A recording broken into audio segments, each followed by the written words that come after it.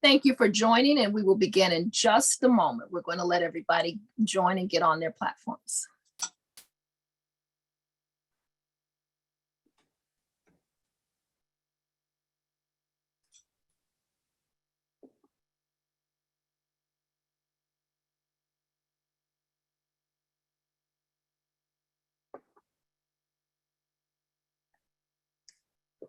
All right, well, thank you all for joining. Welcome to Links in the Know, our COVID-19 town hall, the current state of the coronavirus pandemic, strategies for change. The Links Incorporated is very excited to be able to host this town hall to invite our members, community members, to be able to hear information about the current state of the coronavirus pandemic.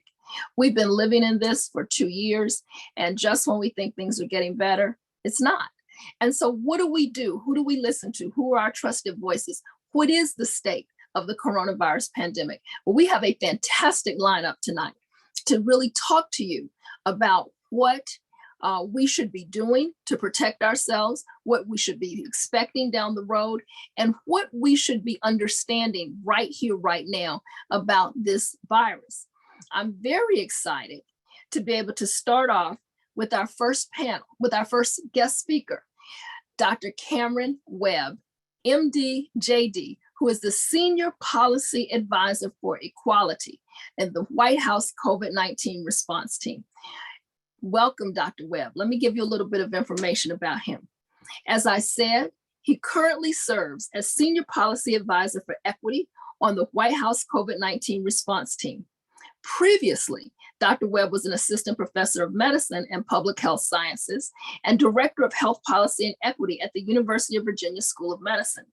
A general internist, Dr. Webb has worked clinically in the university's COVID unit since the beginning of the pandemic. Additionally, he is the founding director of UVA's Health Equity, Law, and Policy Research Laboratory and is a core faculty member at the university's Equity Center, an initiative for the redress of inequity through community engaged scholarship.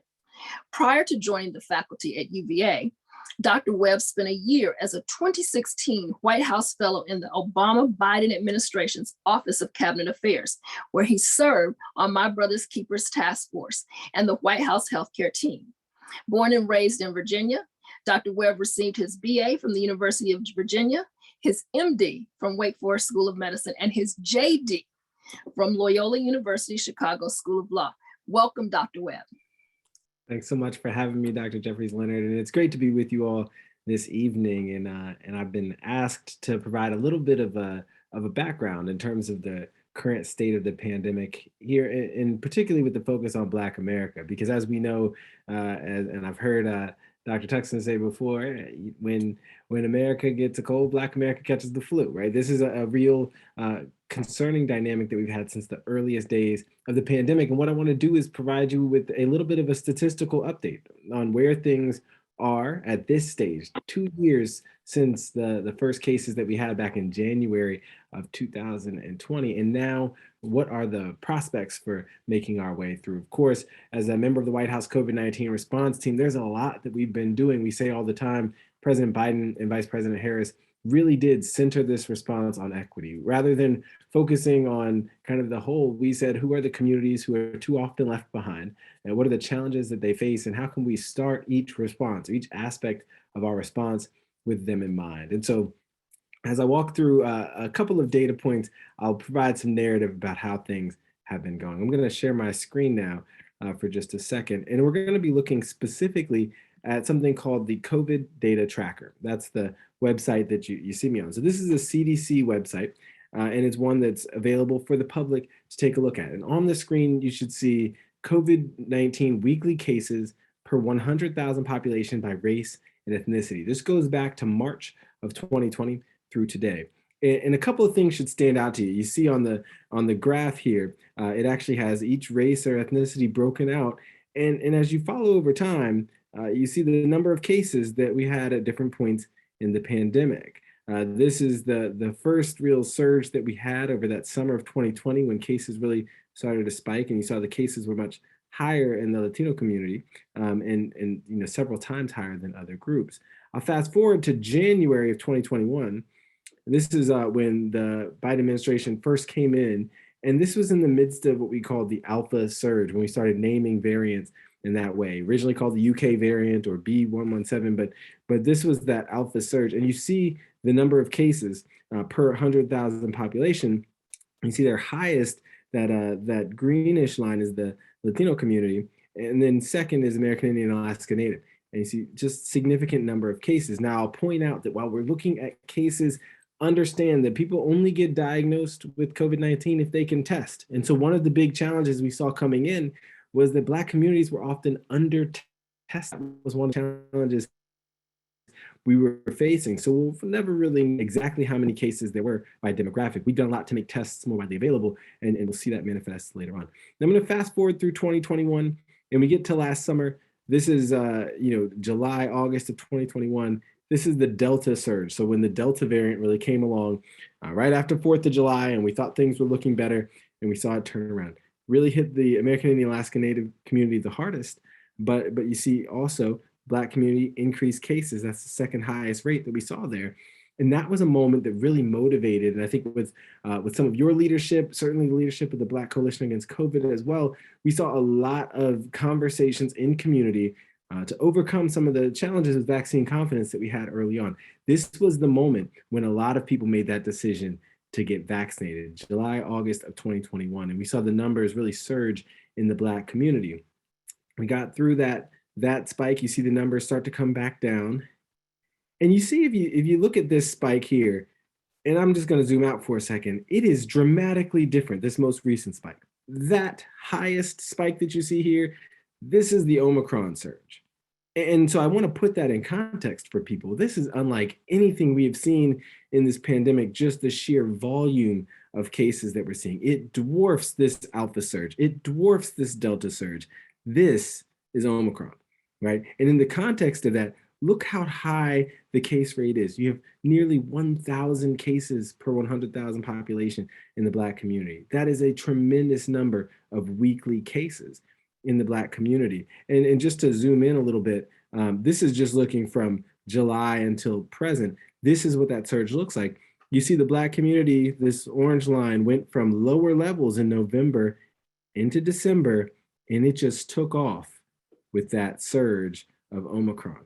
And that surge, we did a deep dive into this. It really was largely rooted in younger Black individuals, ages 18 to 39, largely in the South. And if you look at the states where we see the most disproportionate number of cases in the Black communities, specifically among 18 to 39-year-olds, it was states like North Carolina, South Carolina. It was states like Arkansas and Georgia. It was states like Tennessee and Texas, Ohio and Illinois. Those are the states where we saw really dramatic surges in cases, but it did happen in communities all over the country. Again, this is one of the first things that we had to contend with, right? This surge in cases, because of the nature of our community, that means that there was a significantly higher risk to us in these spaces. I'm gonna zoom forward and take a look at another tab here. And this is hospitalizations. Similarly, right, cases, you need to have COVID-19 to have that risk of some of the most severe outcomes. In terms of hospitalizations, this is over the entire course of the pandemic. Again, broken out by race and ethnicity. And again, all of this is publicly available on CDC's COVID data tracker. Similarly, we see the earliest days of the pandemic, we had a surge in hospitalizations among American Indian Alaska Natives. But the Black community wasn't far behind. That's this teal line that we see here. It's marching up. Really a high number of hospitalizations early on. I remember my first day working on the COVID unit at the University of Virginia back in April of 2020. And I remember we have pictures of all of our patients in the electronic health record. And I remember when I opened up my patient list of COVID patients, nearly all of them were Black. And I remember just saying, this is going to really hit our community in a different way. Similarly, you see this spike here. This is that alpha wave that we just talked about, January of 2021. Then here you've got the Delta surge here in July and August. And you see, again, if you look at this, and what I'm going to do is I'm actually going to take out American Indian Alaska Native just so that we can visualize this a little bit more easily. But you see in the Black community, how it rises with each of these surges to have the highest number of hospitalizations each and every time. But this is what I showed Dr. Jeffries Leonard and some other folks over the weekend, the reason why we said we needed a real call to action, because look at the surge here in Omicron. Unlike anything that we've seen. You look at the rate of hospitalizations here and you compare it to Delta and you compare it to Alpha. We've never seen this number of hospitalizations in the Black community. And so when people try to tell this story in the news that this Omicron variant is kinder and gentler, that it's the mild version of COVID, I point to slides like this. I say maybe in your community, but in mine, this is what's happening. And a lot of what we're seeing here is the difference in who's received boosters and who hasn't. I'll talk about that in just a second. But look at this rate here. It was nearly 4 times at one point. 4 times the rate of between Black and white, and to improve, but it's still higher. This is where we are, the most recent data, where we have good or recent data here. It's still higher than at any point before it. And so the Black community in this Omicron surge has seen the highest rate of hospitalizations at any point in the pandemic, not just among the Black community, but for any demographic. That is profound. And we have to talk about what we can do in our community to make sure that not just we get through this surge, because we're on the other side of the peak in cases, but look what happens every time we have a surge. Black America gets the flu, right? And this is what happens. We end up in the hospital, and this is what leads to higher rates of mortality. The next couple slides I'll show you. So this is just zooming in on that so you can take a closer look. Here's looking at deaths per 100,000 individuals. And this is where we all know these data. This is the earliest days of the pandemic. We were dying at several times the rate of any other demographic. And this is where you really saw that surge, that call to action that was so critical.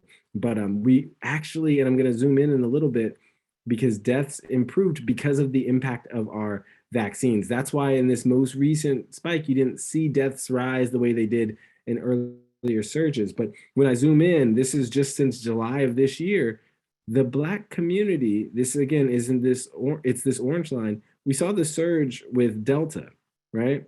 But as it came back down, the rate of deaths in the Black community through late October into November were lower than this purple line, the white rate of deaths. So there were fewer Black people dying for months. And then you see now this rise. You see deaths rise 6 weeks, around 6 weeks after the cases rise. After you see those hospitalizations, we are about to we're continuing to see now this increase in deaths in the Black community. My fear, my concern is that this line is going to continue going up in the weeks to come. And again, we have to make sure that this cannot happen. The best ways for us to prevent these deaths and these hospitalizations are through tools that we have access to. Those tools include things like testing so people know whether or not they have COVID-19. And I'll talk about that in a second. It includes things like the therapeutics. We've got what we call our medicine cabinet, several different medications that can prevent hospitalizations and deaths. The monoclonal antibodies, that's an infusion that people can get as an outpatient that helps prevent hospitalizations and deaths for people at risk for severe disease. The same is true with these new pills, the oral antivirals. One is called Paxlovid, the other is Molnupiravir. Both of them approved right around Christmas, but for both of those oral medications, they can reduce your risk of hospitalization and death from COVID-19. Particularly Paxlovid, it reduces that risk by 90%.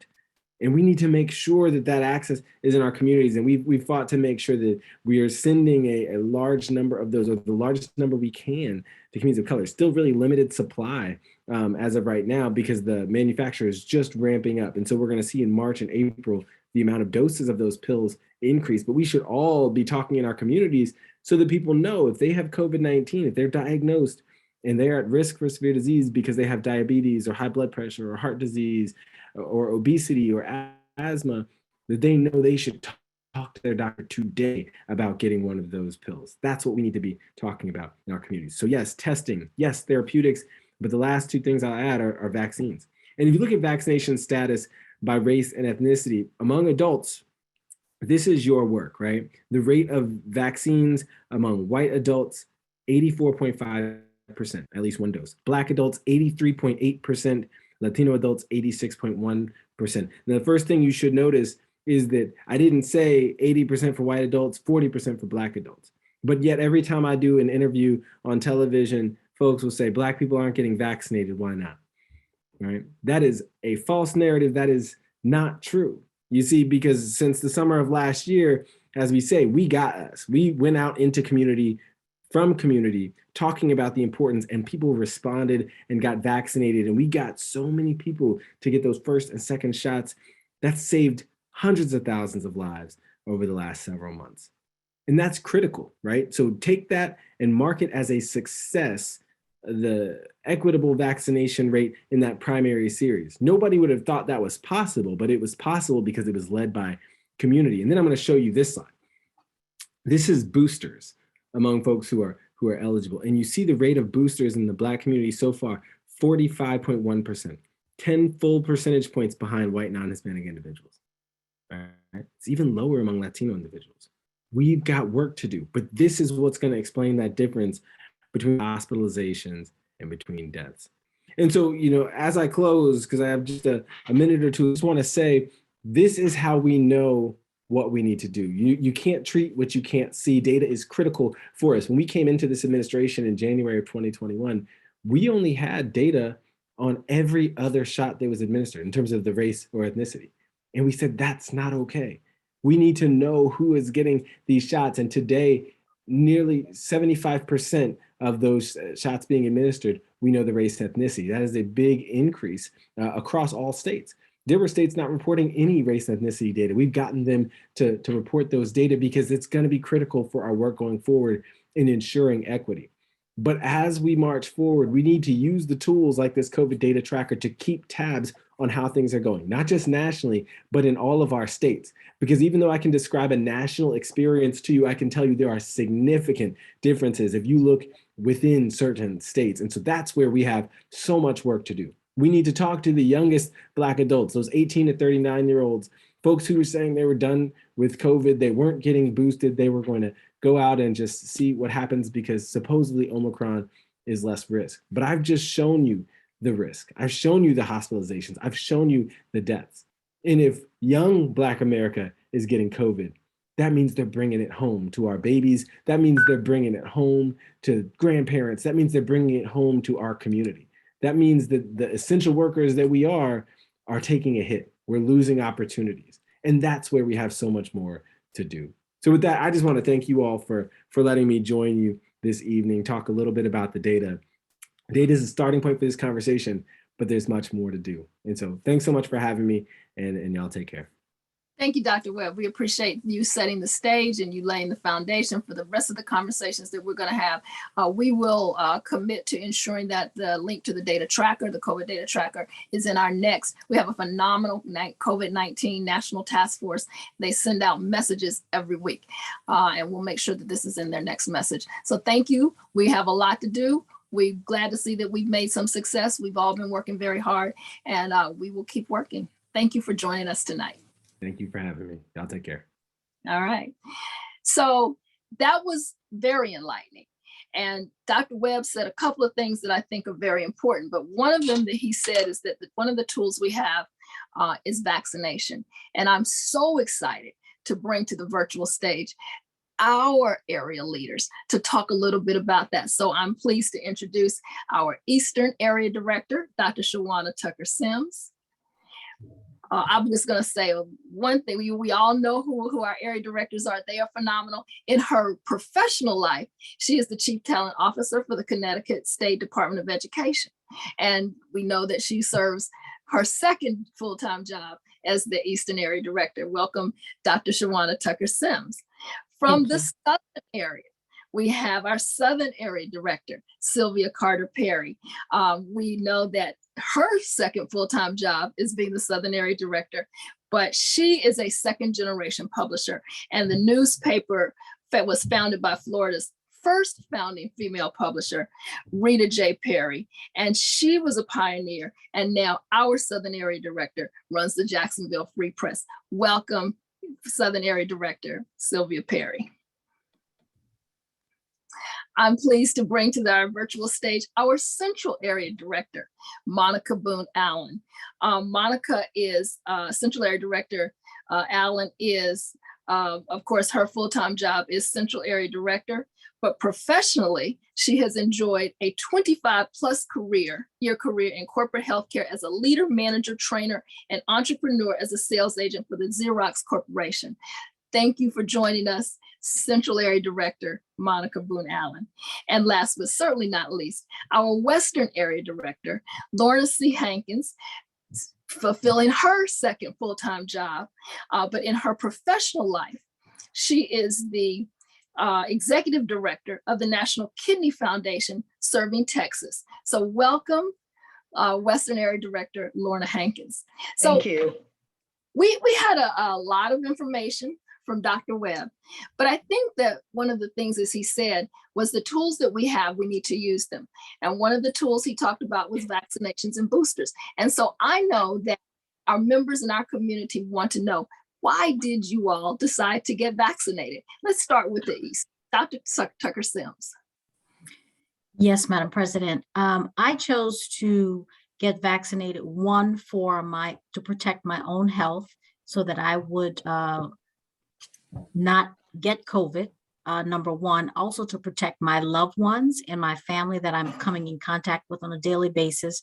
And third, I also felt it was my civic responsibility because throughout the pandemic, I have been working and I wanted to ensure that I protected those that I was exposed to on a day-to-day basis in the workforce with not transmitting the COVID variants, the various variants to them in the workplace. Those are really compelling reasons. And I think that none of us have not been touched by somebody who has had COVID. And so we appreciate you sharing with us your story. Southern Area Director Sylvia, why did you decide to get vaccinated? Well, Dr. Leonard, as a diabetic and a cancer survivor, I am labeled as someone with underlying conditions, which means I was definitely more susceptible to severe complications from COVID. So being that it is my desire to walk this green earth just a little bit longer and be with my loved ones and serve my links and enjoy life, I took advantage of the vaccine and the booster as soon as possible. Those are compelling reasons. And so I think that that really speaks to the fact that those of us with underlying conditions need to make sure that we take those extra steps to protect ourselves. Thank you for that. To our Central Area Director, Monica Boone Allen, why did you get vaccinated?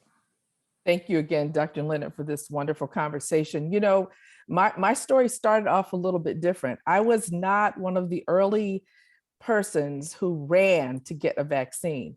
I was one of those hesitant ones in the beginning. And before, if we think about it, we didn't have vaccines in the beginning. It was so much misinformation that was being shared within the communities, on television, on all types of social media, that people just didn't really know what to do. And so it wasn't for me until I began to really read information for myself and really began to think about how I needed to determine what role would I play with my family in encouraging them.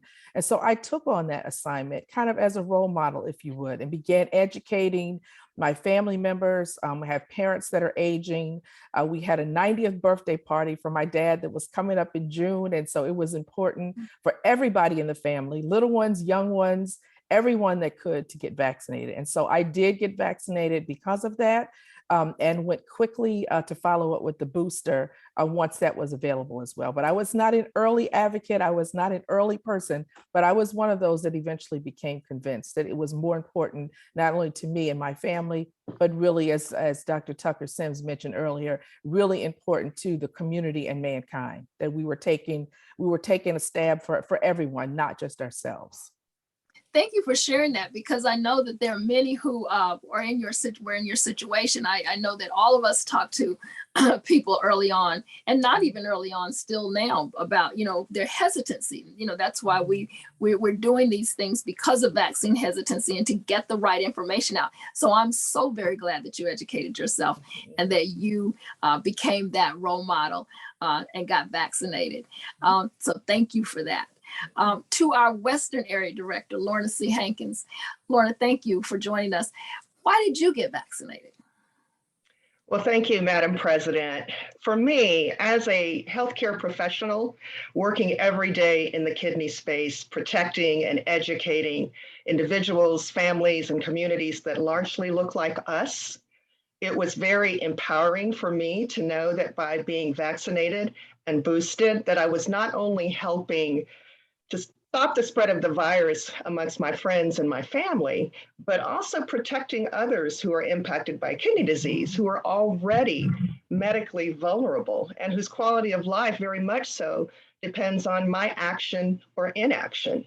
So wearing a mask, social distancing, washing hands to me are all advocacy and action. And I wanted to have a meaningful part in that and was given that opportunity not only through my position as Western Area Director, but as Executive Director of the National Kidney Foundation, and being able to see the results of my commitment firsthand. So that's why I got vaccinated and boosted.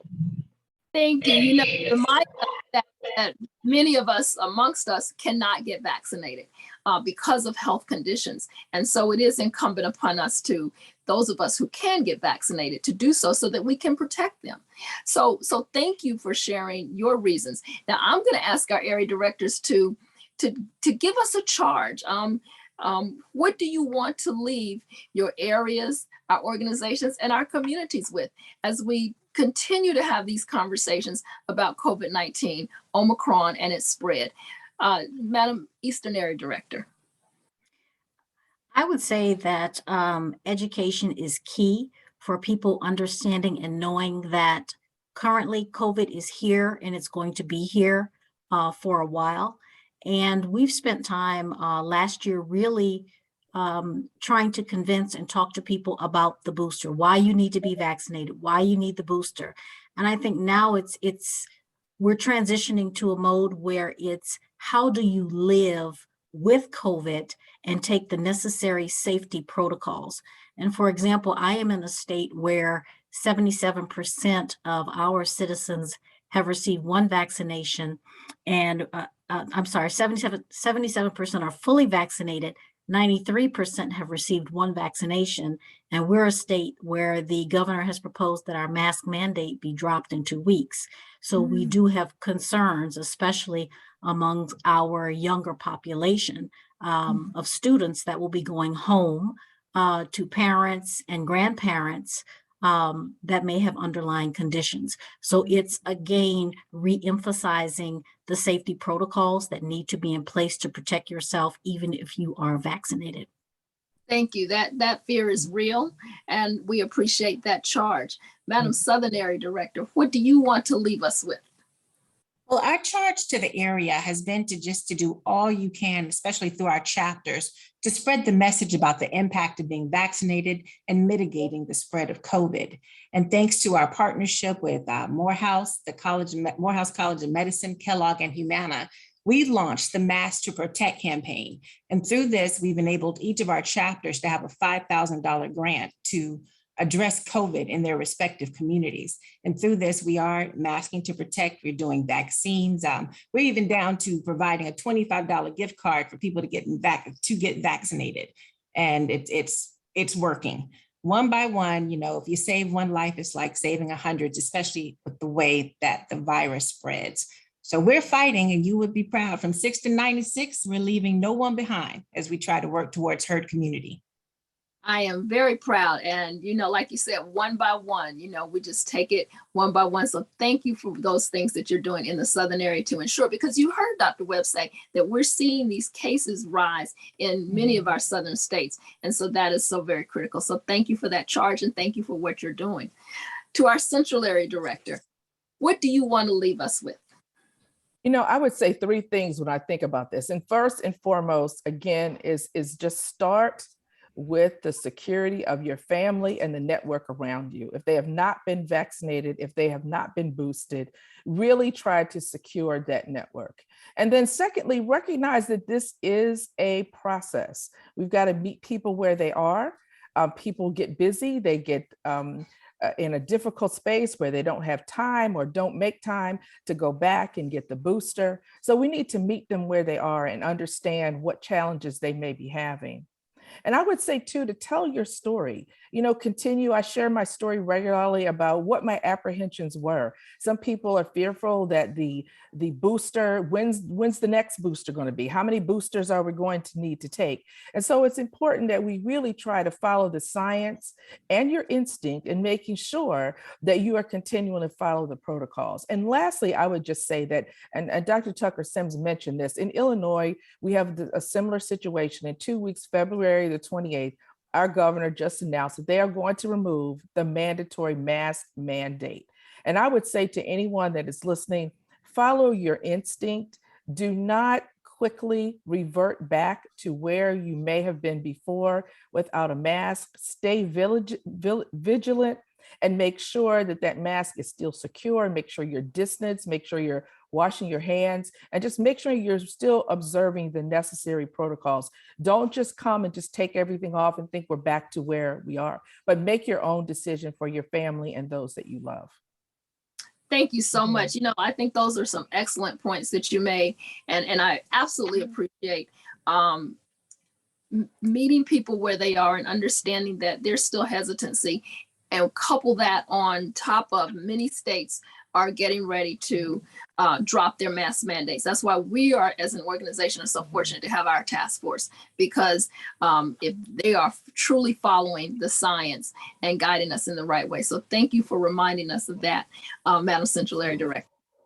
Madam Western Area Director, tell us what you'd like to leave us with.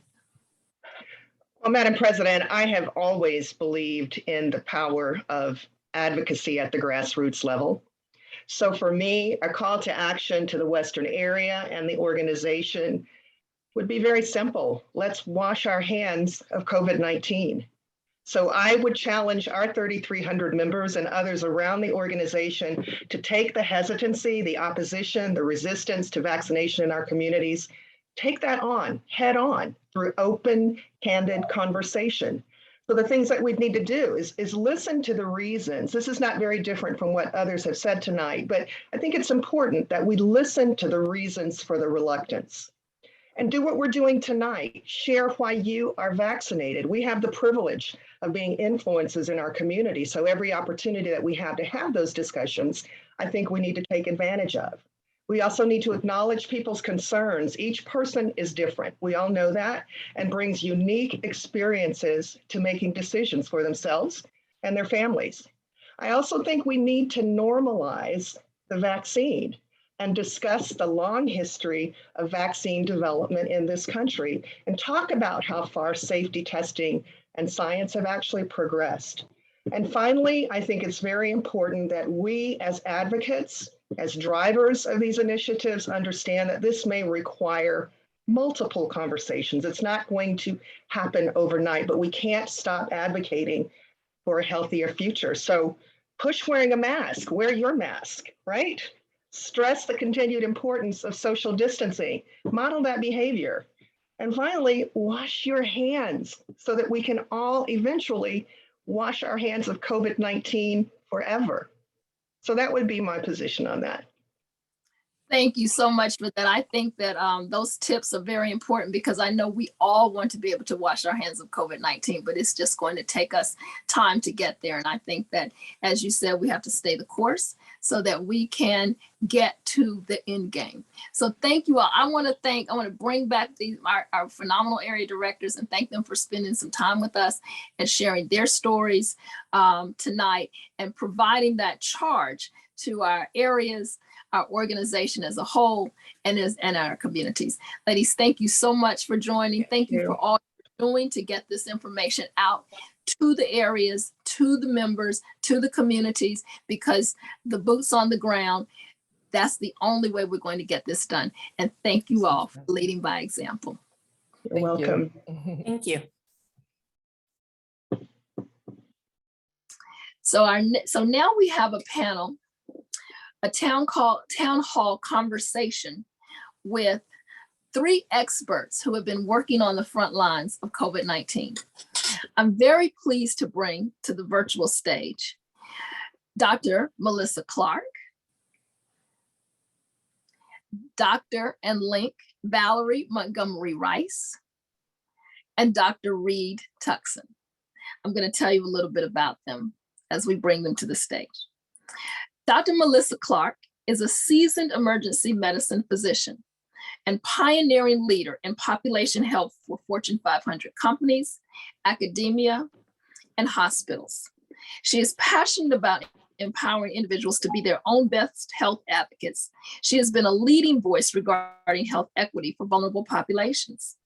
Her company, BHE Group, creates multimedia health content for multiple platforms and consults on improving health literacy for communities of color. She is a published author, advocate, and accomplished keynote speaker on matters of healthcare quality, health literacy, and equitable health for all. She authored the popular book to empower healthcare consumers, Excuse Me, Doctor, I've Got What? And she has a weekly streaming show on Dr. Melissa Clarke, Facebook, YouTube, and Sirius XM of the same name. She is a board certified in medical quality and is a graduate of Harvard College and University of California, San Francisco School of Medicine. She is a leading voice in the fight against health equity and COVID-19 in the Black community. She serves as a medical advisor to the Leadership Council on Healthy Communities and is an originator of their virtual health ministry. She's a principal on the DC Health Department's Committee for Safe and Equitable Vaccine Distribution and is a co-founder of the Black Coalition Against COVID-19. She's a medical contributor on both CNN and the Russ Parr Morning Show. She served as former board chair of Unity Healthcare, DC's largest federally qualified healthcare center, and is also former assistant dean of medical education at Howard University College of Medicine. Welcome, Dr. Clarke. Thanks so much for having me. Pleasure to be here. Our next panelist is Dr. Valerie Montgomery Rice, MD. She's also our link sister.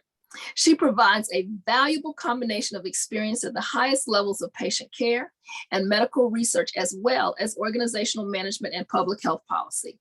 Marrying her transformational leadership acumen and strategic thinking to tackle challenging management issues, she has a track record of redesigning complex organizations' infrastructures to reflect the needs of evolving strategic environments and position the organization for success through sustainability tactics.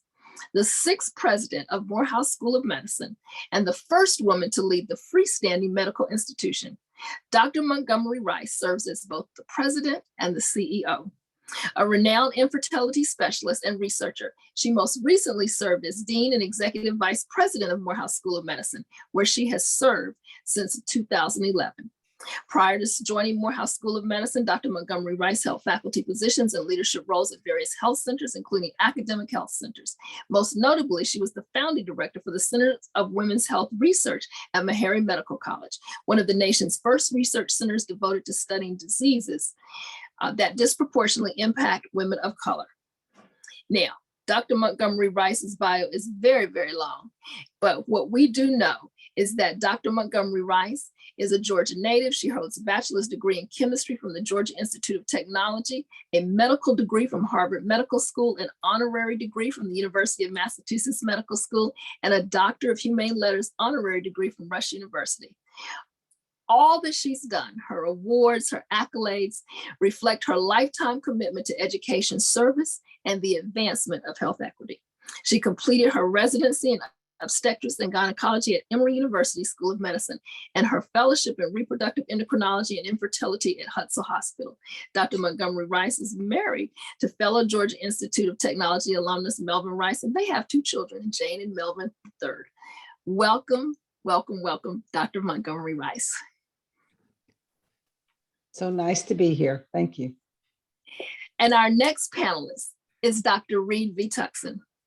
He is the managing director of Tuckson Health Connections, LLC, a vehicle to advance initiatives that support optimal health and well-being through the intersection of health promotion and disease prevention, applied data and analytics, enhanced quality and efficiency in care delivery, and the application of telehealth and biotech innovations. Currently, Dr. Tuckson's focus is on advancing his work as a co-founder of the Black Coalition Against COVID, a multi-stakeholder and interdisciplinary effort working to mitigate the COVID-19 pandemic in Washington, D.C. and nationally. Previously, he enjoyed a long tenure as Executive Vice President and Chief Medical Affairs for the United Health Group, a Fortune 20 health and well-being company. A recognized leader in his field, Dr. Tuckson is honored to have been appointed to leadership roles at the National Institute of Health, National Academy of Medicine, numerous federal advisory committees, and corporate, nonprofit, and academic boards. He has been recognized several times by Modern Healthcare magazine, listed as 50 most powerful physician executives in healthcare. He is a graduate of Howard University, Georgetown University School of Medicine, and the Hospital of the University of Pennsylvania's General Internal Medicine Residency and Fellowship programs, where he was also a Robert Wood Johnson Foundation clinical scholar studying at the Wharton School of Business. Welcome, Dr. Tuckson. Thank you so much. Good to work with you. So let's bring all of our panelists back and let's talk a little bit about where we are. So we've heard some very interesting data from Dr. Webb. We got our call to action and charge from the area directors of the Links Incorporated on why they were vaccinated and why we should all be vaccinated. But we juxtapose this against what we see every day in the news. Cases are dropping, it's milder, we're gonna drop the mask mandates. Where are we really with Omicron and coronavirus, COVID-19? And we can start with Dr. Montgomery Rice. So I am always an optimist, but a realist. We are making progress. One of the things that we have seen in Georgia is that we have narrowed the gap between Black and whites on who's vaccinated. I think it's 53.2% to 53%. However, that's not enough for people who've gotten their first shot, right? Or 2 shots. And I think we're at about 62% for people who've gotten their first shot only. And so we have to continue to do what many of the previous panelists said. We have to meet people where they are. We have to continue our education. We have to continue to answer the questions. We have to repeat the message over and over again. And we cannot relent from understanding that wearing our masks is important to prevent the spread, and being vaccinated. Those are the 2 things that we have that will decrease the mitigation of this disease. We also have to be aware, I think one of the panelists said, that we're going to have to learn to live with the COVID-19 virus. It doesn't have to take us down. We have more tools in our toolkit. And so if we practice prevention and then have intentional action, if we become infected, that decreases our chances of spreading it to someone else, we will see this get under control, and we will learn how to continue to flourish in face of a virus. Thank you. Dr. Tuckson, you know, Dr. Montgomery Rice just talked about some of the tools in our toolkit, and Dr. Webb talked about a number of treatments that are available. Are these readily available for members in our community? What if our members of our community members don't have physicians? How would we access these treatments if in fact we were infected with COVID? Well, first of all, it's very important that we teach and remind our community that while we are so excited to have these antivirals, these monoclonal antibodies, these therapeutics, that they do not substitute for preventing the disease in the first place. And we have to be very, very vigilant about continuing to make that point, that it makes no sense to run naked into a bonfire and then hope that there are some salves at the end of the day to make the pain less painful. However, that being said, we do need to be excited. Now, unfortunately, the monoclonal antibodies, which we have had available to us, have proven, except for one case, one particular brand, have proven ineffective against the Omicron. And so that has really caused some challenges. The new oral antivirals will be very important. But your point and your question, Kimberly, is key. You need to have a relationship with a health professional if you want to have ready access to those kinds of therapeutics. And so I take this opportunity to remind all of us, establish a medical home. Urge all of your members, in addition to the wonderful list of our area directors who really hit the ball out of the park, add to that getting and establishing a medical home with a health professional that you have confidence and that you trust. This is the moment to do that, not only because of access to the therapeutics that are available, not only because you need someone to help you talk through whether or not you are infected, whether you should quarantine or isolate, how to interpret some of the test results you have, but also because we are getting to a point now where we have to start thinking about the future after the pandemic. And that means getting after our already pre-existing conditions like diabetes, like heart disease, cancer, overweight, and so forth. All of those require that close relationship with a clinician. Thank you. Dr. Clarke, Dr. Tuckson talks about we need to get a medical home. We've seen that Dr. Webb says that we're having some success in our vaccines and our boosters. You are a emergency medicine physician. Tell us what you see or what you know that our community is challenged with as we work to be vigilant in prevention and we work to be able to access treatment. You know, that's an excellent question. So I think one of the things that we need to really keep in mind is that there's sort of two fronts that we're contending on. We're contending on the disinformation front, which is rampant, as we know. And we have to also consider that the people who have not yet gotten vaccinated are very steeped in the disinformation. And so the other front that we have to contend with too is those of us who have pre-existing conditions that oftentimes are what I call, they're chronic conditions that are amenable to changes in lifestyle and also treatment. And so, you know, as we talk about how we're going to move forward, I said we have to have very clear strategies on how we're going to reach those individuals who are not yet vaccinated. And at the same time, we also have to talk about how we're going to start to improve the health of our communities and start to address those chronic diseases that make us most at risk. Those peaks that Dr. Webb talked about in terms of hospitalizations are individuals who are not yet vaccinated. And as I mentioned, they are steeped and unfortunately surrounded by disinformation, but they also represent people with underlying health conditions. And to the extent that Dr. Tuckson just said, you know, individuals need a medical home, that will help to mitigate any future vaccination plus addressing our underlying health conditions will help to mitigate some of those future peaks that may come about. And so those are two of the fronts that we really need to focus a lot of our efforts on. And it's important to keep in mind that for African Americans, when we get COVID, we're dying at an average of 10 years younger than the white community. So those 18 to 39-year-olds who aren't vaccinated are also represented in those peaks of individuals who are getting hospitalized and unfortunately dying. Youth is a protective factor, but it's not as much of a protective factor in our community.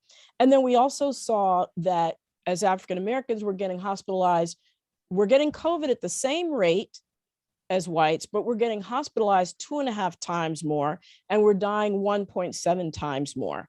So again, talking about Omicron being milder does a disservice to our community. Mm-hmm. You know, I think when we hear these buzzwords, milder, youth being young is protective, it really does allow us to go down these disinformation pathways that so many of us have gone down. You know, you talked about the 18 to 39. Dr. Montgomery Rice is in a very unique position. Not only is she at the president and CEO of Morehouse School of Medicine.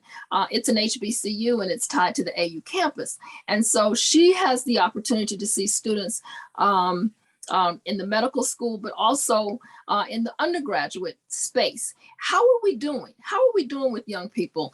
And what is the messaging that we need to take out there, Dr. Montgomery Rice, when we're trying to make sure that we're protecting everyone from the youngest to the oldest? So I would tell you, Madam President, this is probably one of the things that I am most proud of. The AU Center, Atlanta University Center Consortium presidents, all got together and decided we were going to follow the science. And so we made testing mandatory and vaccination mandatory. So we are well over 95% vaccinated in our employees and all of our students. So all of those young people running around there, they are vaccinated.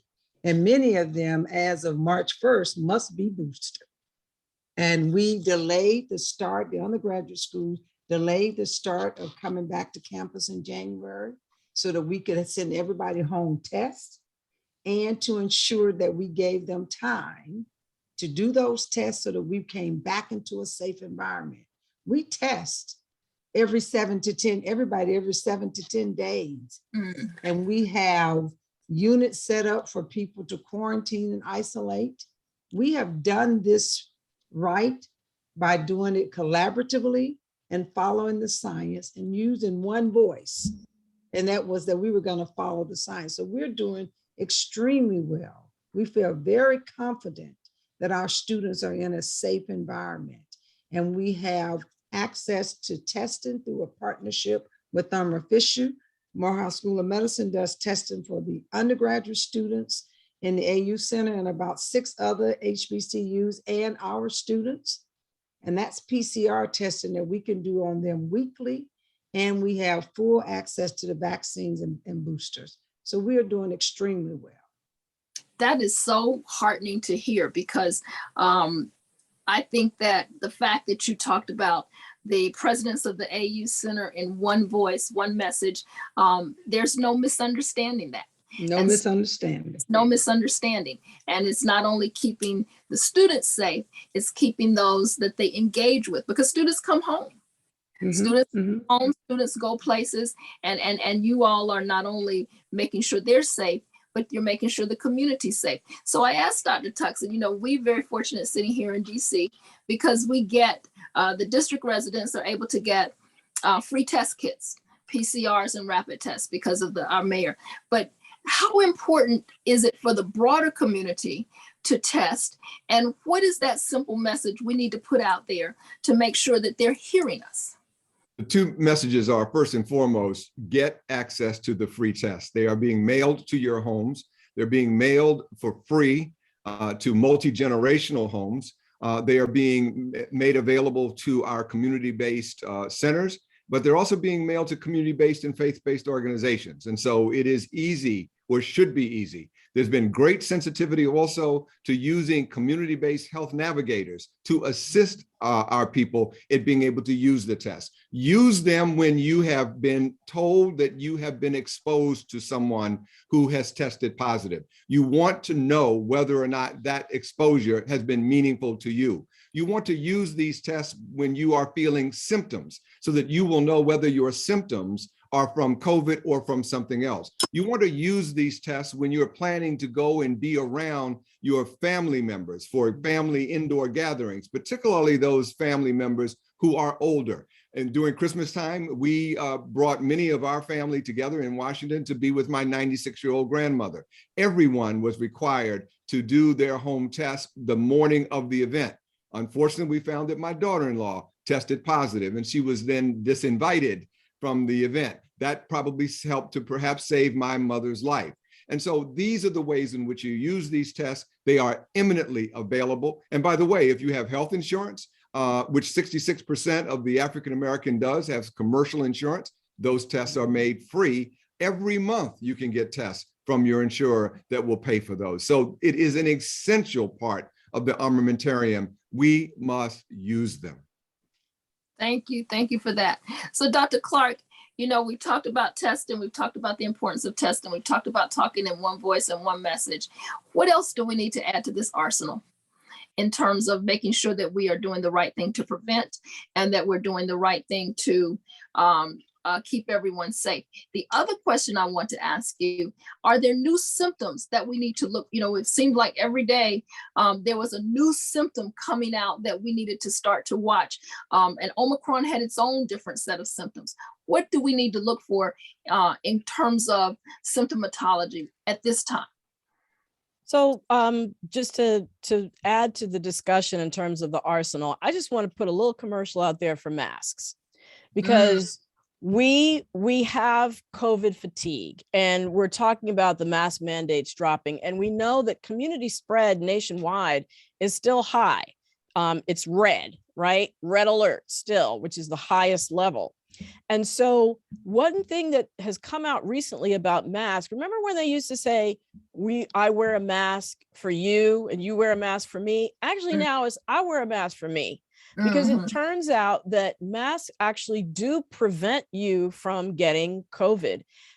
Cloth masks cut the risk down about 50%, surgical masks about 60%, and respirators, so that KN95s and the N95s, over 80%. So it's important though to wear it over your nose too, because we know now from studies that even with Omicron, which seems to start off in the throat, it ends up more in the nose. So it's still important to wear a mask properly. And as far as symptoms, one thing that we did see differently with Omicron is because it seemed to start in the throat more and the upper airway, people tended to have more sore throat and less loss of smell and taste, right? And then for children, unfortunately, who have smaller, narrower airways, it has seemed to cause more cases of croup. So that sort of barky cough disease that oftentimes young ones get in the winter, usually from a different kind of virus, but it seems that Omicron has caused that to happen more often in our young ones, and they're ending up more in the hospital at a higher rate than with previous variants. So those are some of the changes. And I would also add to that arsenal is be clear about the disinformation, right? And they're excellent sources of debunking disinformation. One of the things that I do, I have a show every Monday night. I have the weekly debunk, and I take some piece of COVID disinformation and I explain where it came from and why it's wrong. And the Black Coalition Against COVID, an excellent source of up-to-date information, as well as the CDC, but the Black Coalition Against COVID has information that's specific for the Black community. Excellent website with great amount of resources. If you encounter disinformation, you can go to these sources and learn why isn't it right, and sort of give yourself some facts to arm yourself to talk with your family members in a respectful way, those who are yet to be vaccinated, to try to dismantle things like the fertility myth, right? That COVID affects your fertility, for example. So that's one more tool that I should say should be in everyone's toolkit. Thank you so much for that. And and I don't want it to be lost on our participants that you and Dr. Tuckson are co-founders and founding members of the Black Coalition Against COVID, and it is an excellent source of resources, and also your show.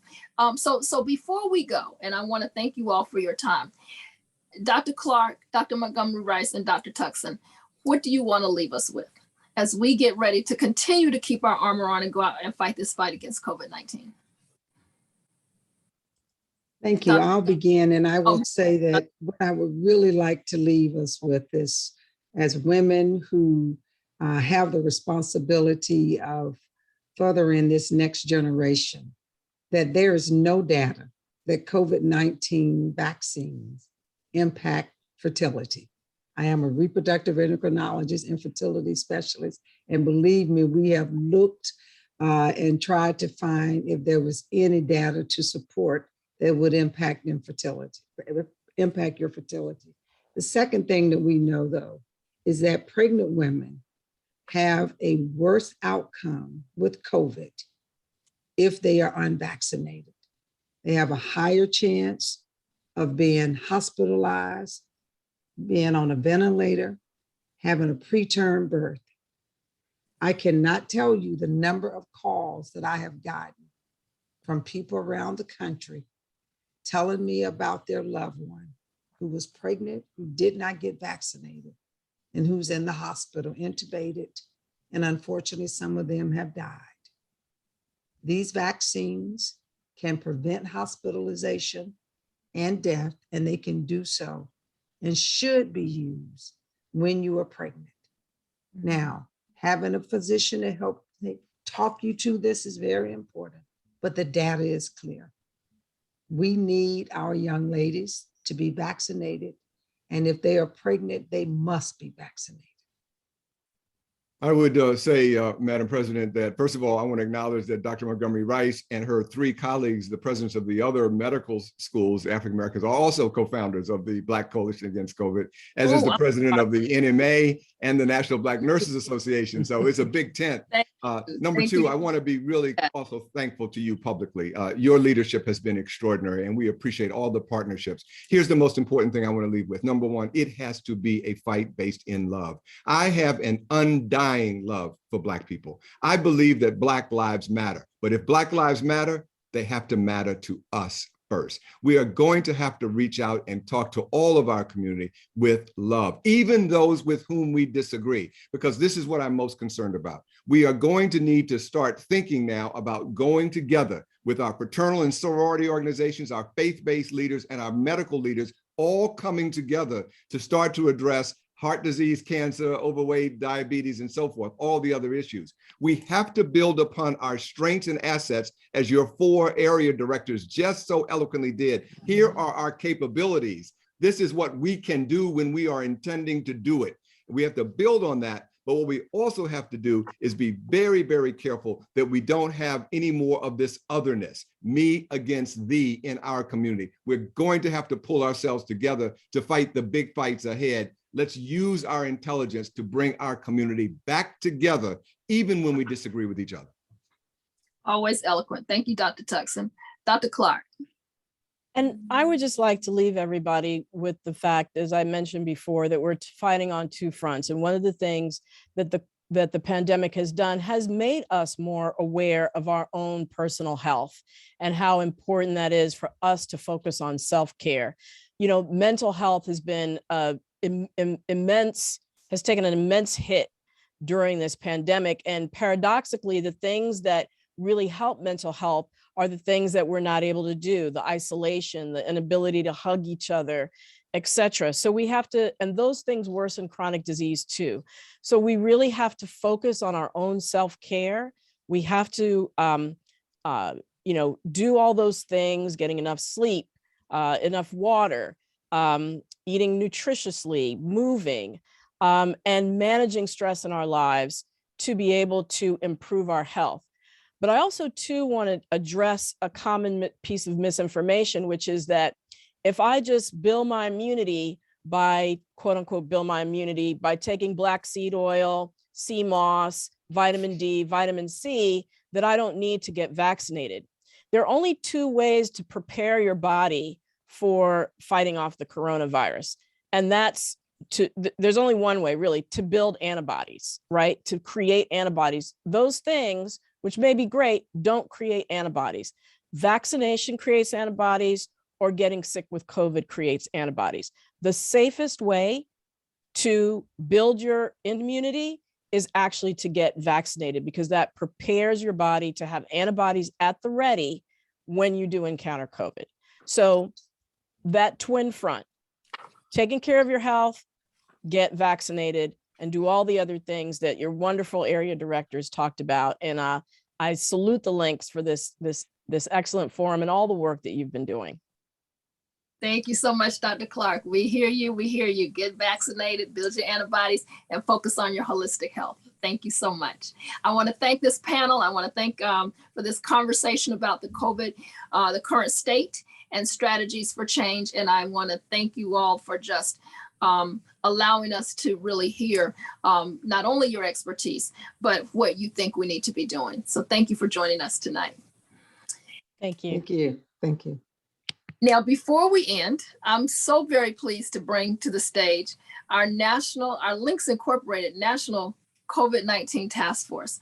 So we've been very fortunate as an organization because we have been guided by these phenomenal women that I convened in February of 2020 because we needed these voices to be able to provide our over 16,000 members and our over 6 million community members nationally and internationally information related to COVID-19. These women, these ladies, they are always on the wall, in the data, analyzing, looking at analytics, day in and day out, giving us information almost on a weekly basis, of the minute topics addressing protocols, testing, hospitalization, social distancing, and everything else related to COVID-19. So they have a series of frequently asked questions that they have been getting, that they get all the time. And what I'd like to do is bring them to the stage, but I want to introduce them to our participants so they know who is working with the Links Incorporated to guide us in our response to the pandemic. One of our co-chair, Judy Carmichael Brown, is celebrating 26 years as a charter member of the Circle City, Indiana chapter of the Links Incorporated, and she currently also serves as our National Disaster and Preparedness Relief Chair, and of course, as I said, she's the co-chair of the COVID-19 Task Force. She possesses over 25 years of experience in private and not-for-profit arenas in marketing, operations, and project management. She has successfully served on program management teams for numerous multi-million-dollar capital projects. She currently serves as National Business Development Director for Hudson & Associates, where she drives marketing efforts and is also responsible for project development, mobilization, public engagement, strategies, and client relations for airport and municipal projects. Welcome, Judy Carmichael Brown. I am going to introduce Dr. Virginia D. Banks. I'm not sure if she's here with us. I think she might have had another engagement, but I want you to know who our second co-chair is. Virginia D. Banks Md Mba is an infectious disease specialist in Youngstown, Ohio, and she's affiliated with multiple hospitals in the area, including Vibra Hospital of Mahoney County and select specialty hospitals of Youngstown. She was the 2019 recipient of the Wanton Kuna Common Clinician Award, which is presented by the IDSA Education and Research Foundation to recognize an IDSA member or fellow for outstanding achievement in the clinical practice of infectious diseases. Dr. Banks has been recognized by the Board of Infectious Diseases Society of America for her outstanding accomplishments in the clinical practice of infectious disease. She earned a medical degree from Case Western Reserve University School of Medicine and has practiced medicine for more than 40 years. And the IDSA put her picture up as a Black History Month hero in infectious diseases.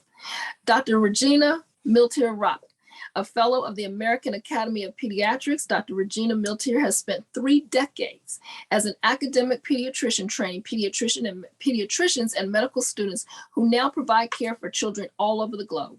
She also serves as a subject matter expert on the impact of media on children and the importance of play for children for the AAP. She has published articles in peer-reviewed journals on these topics, among others, and has given presentations throughout the United States and Canada at lay and professional conferences. Dr. Miltier has served as the physician consultant for the pandemic planning for Fairfax County Department of Health. She has received numerous awards and recognitions for her academic and advocacy work for the welfare of children from local, state, national, and international organizations. Welcome, Dr. Miltier. Dr. Marcia Bowden-Marshall is the founder and CFO of Bowden Internal Medicine, PLLC, a practice that specializes in preventive healthcare and research in Memphis, Tennessee. She also serves as managing physician with Bowden Point Group Enterprises, a health development investment firm, is an adjunct professor with the New York Institute of Technology College of Osteopathic Medicine, and instructor for the University of Memphis College of Nursing. She also serves on the Content Review Board for HealthCast for Primary Physicians. She is a graduate of Florida A&M University and the University of Arkansas for Medical Sciences College of Medicine. And she is the president of the Shelby County, Tennessee chapter of the Links Incorporated. I neglected to say that Dr. Miltier is the president of the Reston, Virginia chapter of the Links Incorporated. Welcome, Dr. Bowden-Marshall. Our next member is not able to join us because duty calls. Arlinda P. Westbrook, Esquire, is a deputy superintendent of the New Orleans Police Department Public Integrity Bureau. Chief Westbrook is an experienced senior attorney with an in-depth knowledge of municipal law, contracting, procurement procedures, labor relations, and civil litigation. She has served the city of New Orleans for more than 23 years, 10 as a city attorney, with 6 of those serving as senior chief deputy city attorney for the city of New Orleans, and 3 years as assistant executive counsel to the mayor. Prior to her assignment as Deputy Superintendent, Chief Westbrook was tasked with implementing emergency preparedness plan for the City of New Orleans Law Department, where she served as the Continuity of Operations Plan Coordinator and City Attorney for the remote City Hall mobilization during emergency evacuations. She is a New Orleans native and was educated in the parochial school system. She received her BA in Political Science from Howard University and her Juris Doctorate in 1994 from Loyola University School of Law. Dr. Virginia A. Kane, MD, is one of the top doctors for infectious diseases in the United States. She is the Director and Chief Medical Officer for the Marion County Public Health Department, which serves Indianapolis, Indiana. She is an Associate Professor of Medicine at Indiana University School of Medicine Infectious Diseases Division. She is Chair of the National Medical Association Infectious Diseases Section and member of the National Medical Association and National Links Incorporated COVID-19 Task Forces. She is a past member of the National Biodefense Science Board, which provides guidance to the Secretary of the U.S. Department of Health and Human Services and the Assistant Secretary of Preparedness. Welcome, Dr. Kane. Then our next member, Dr. Marshland, Jaeger, and Alsop, is not able to be with us tonight, but I do want you to know who she is, as she is an integral member of our task force also. Dr. Jürgen Alsop is a developmental pediatrician and senior medical officer in the Division of Human Development and Disability in the National Center on Birth Defects and Developmental Disabilities at the Centers for Disease Control and Prevention in Atlanta. She is currently the lead for the CDC COVID-19 disability team. Dr. Monica Parker. Dr. Monica Parker is a graduate of Fisk University and the University of Nebraska Medical Center. She joined the Emory School of Medicine faculty in 1995. She has transitioned roles as a geriatric primary care provider to that of clinical research investigator. She now leads the Minority Engagement Corps, one of 6 corps of the Emory Goizueta Alzheimer's Disease Research Center. She is the recipient of several honors and most recently was given a Yellow Rose Award by the Georgia Legislative Women's Caucus in 2021. She was named as one of Atlanta's top doctors in family geriatric medicine from 2009 to 2013 as published in the Atlanta magazine. Dr. Nikki Martin. Dr. Nikki Martin serves as our National Director of Health and Human Services. She is a board certified physician in physical medicine rehabilitation with a subspecialty in pain management. She received her undergraduate degree from Tulane University in New Orleans, Louisiana. She attended the Medical College of Pennsylvania in Philadelphia and completed her residency and fellowship at Schwab Rehabilitation Center and the University of Chicago, respectively. She has worked with patients suffering from chronic pain for over 25 years, focusing on changing their behavior as well as emphasizing the need for weight loss and exercise. She is a certified nutritional counselor and began counseling clients years ago, giving them information on healthy food choices, weight management, and a holistic lifestyle. Dr. Martin is also an author and an entrepreneur.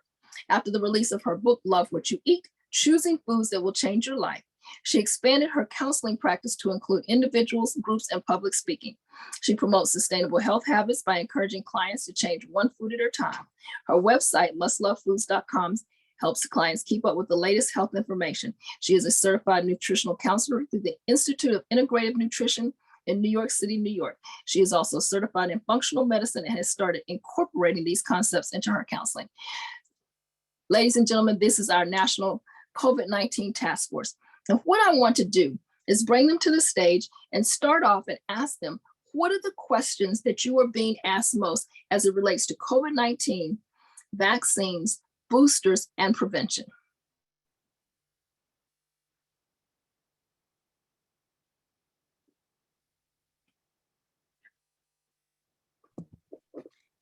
One of the questions consistently asked is, if I have my vaccine, do I still need the booster?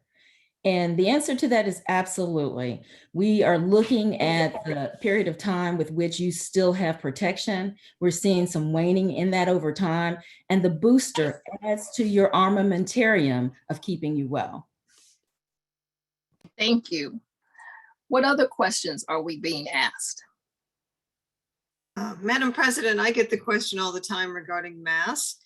And as our previous speakers have said, everyone has mask fatigue, and I can relate to that. I absolutely understand it. People try to say, well, in the past, you've said that cloth masks work. Now you're saying that they don't work. So they're trying to put that into the, oh, now it was true, now it's not true. So what else is not true? And we try to emphasize to people that in the past, we were really trying to save the few N95s and surgical masks for people who were in the hospitals and in the ER and in the ICU. And the cloth masks do work, as Dr. Clarke had mentioned, and that they do need to continue to wear them on a regular basis. If they have the opportunity to use an N95 or a KN95, it is safer. It always has been safer, but that they should not abandon their mask completely. Thank you. We have a couple of questions in the Q&A, and I'm going to invite our participants to ask more, and we'll monitor what's on our social media too to answer questions. Should we take the second booster?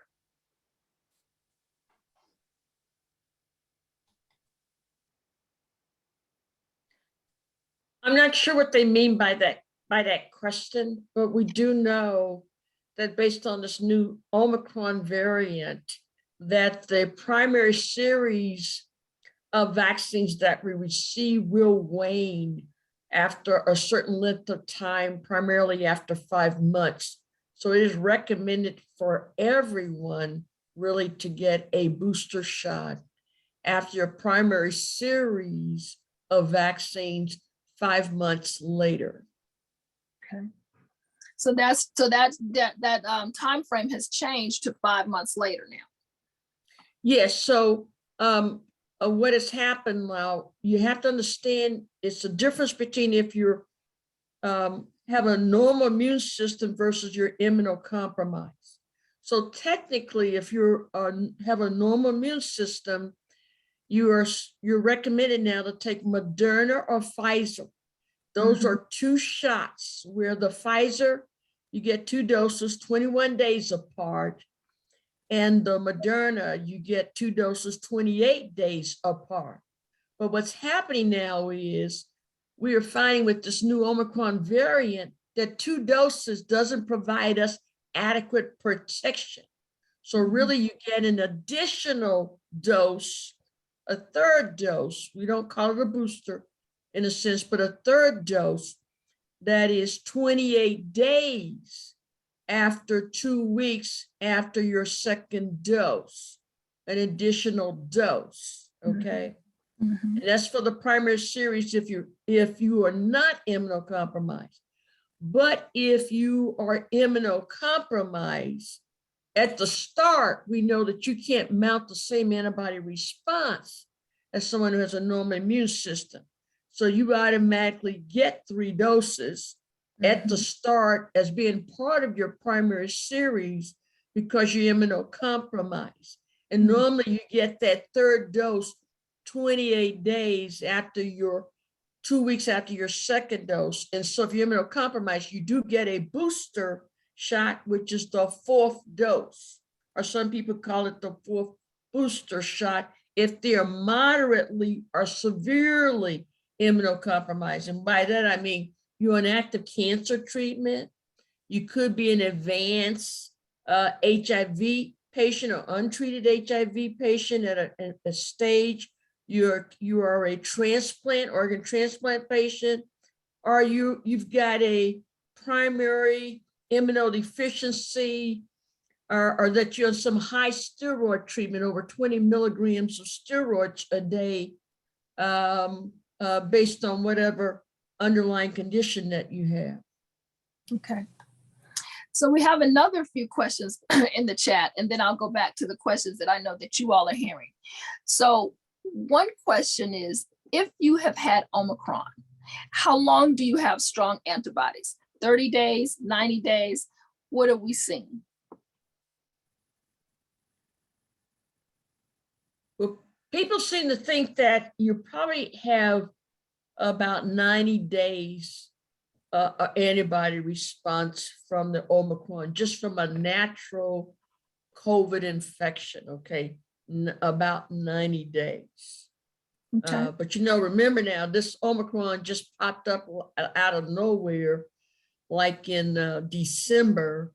So technically, we don't really know because not as much time has gone by. But if you looked at what's happening in South Africa, you looked at Israel, some other places where this Omicron has hit before the United States, we're looking at about 90 days, I believe. Okay. So we have another question, and I know this is just a general question and not a links question. Is it safe to go to events with large crowds, conferences, concerts, etc., if I'm vaccinated and boosted and wear an N95 mask?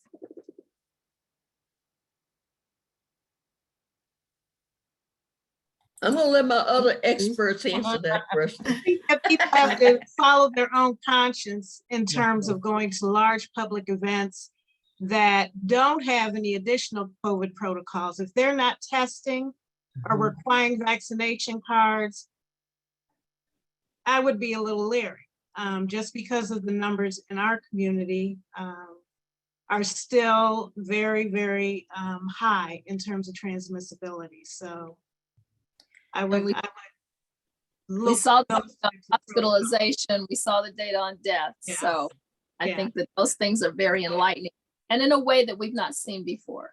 Mhm. Thank you for that. Here's another question. If a person gets COVID, how long do they wait after being declared COVID free before getting boosters or starting vaccinations?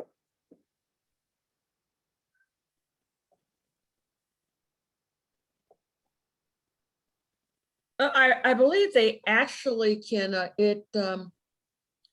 if they've got an active COVID infection, they usually will have some protection, if it's especially the Omicron, they'll have some protection for like 90 days, but some people say you can start your booster immunizations as early as 30 days after your infection. You don't have to necessarily wait until the end of that 90-day time frame. And remember this, I need to emphasize this, 2 doses of the vaccine has found not to be as protective against the Omicron variant.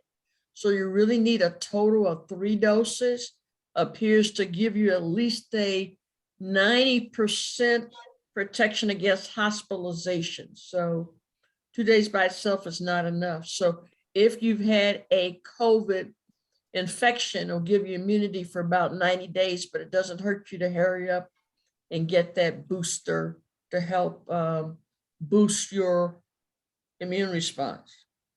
Thank you. So I'm going to kind of go to our pediatrician because I know there've been a lot of questions about children. Dr. Miltil-Rock, what are the questions that you're hearing a lot as it relates to children?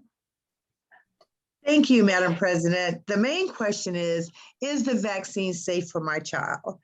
We heard about adolescent males having myocarditis last year after receiving the vaccine, but once the data was really analyzed, that incident was not much higher than the general population.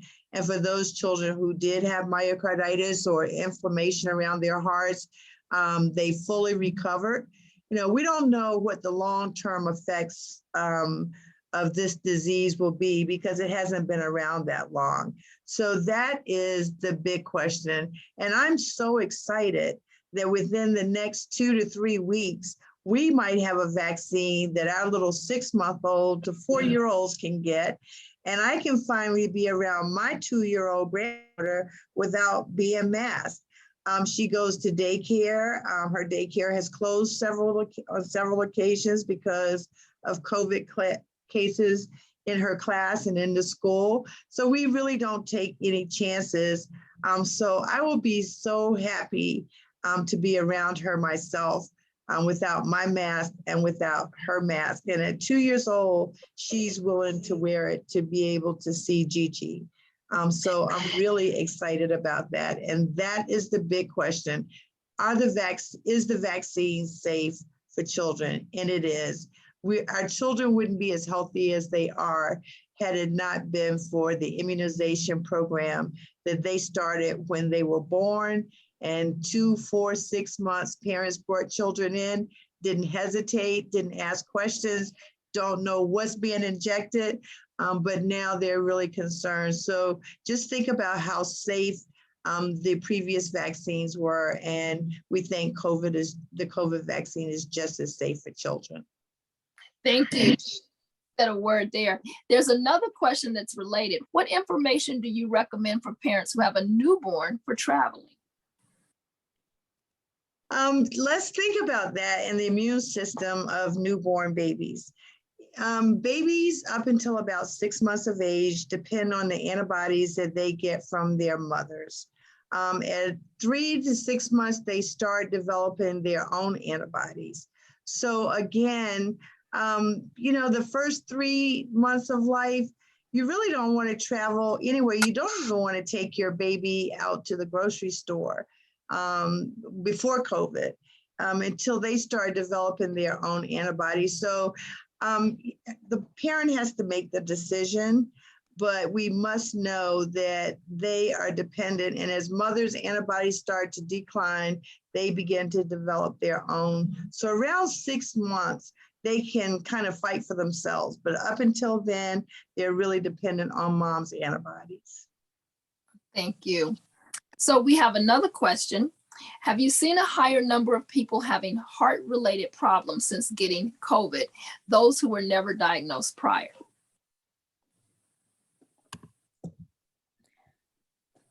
Statistics show that we see about 54 in every 1 million cases. And so statistically, it really isn't higher or any expected difference than the regular population. It does vary depending on the severity of the infection that you had. But as Regina said, with medication, it has been taken care of. Okay. We have another question. If you catch COVID a second time, is it possible it will have different or improved effects?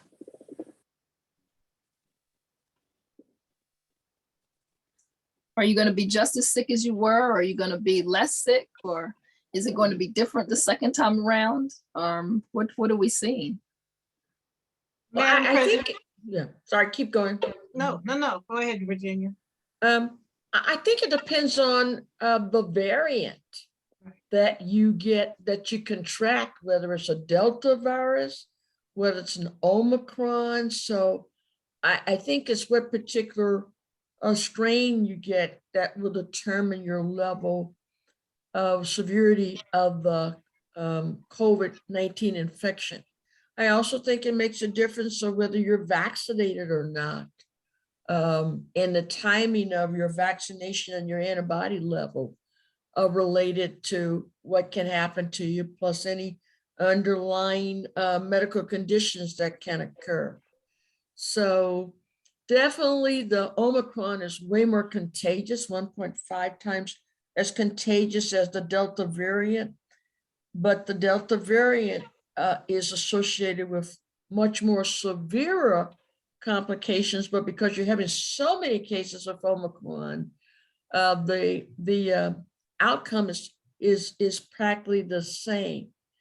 But I prefer to get that COVID being vaccinated because I got some protection. I won't be as sick.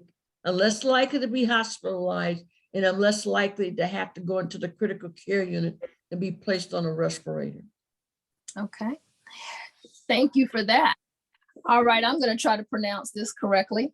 Are you aware of any correlations with COVID infections, COVID vaccine side effects with dermatomyositis, amyotrophic anti-MDA5? So I can say that in the past, some of our vaccines. Want to tell us what that is? Yeah. So dermatomyositis is an inflammatory condition of the muscles, and it can cause muscle weakness and muscle pain.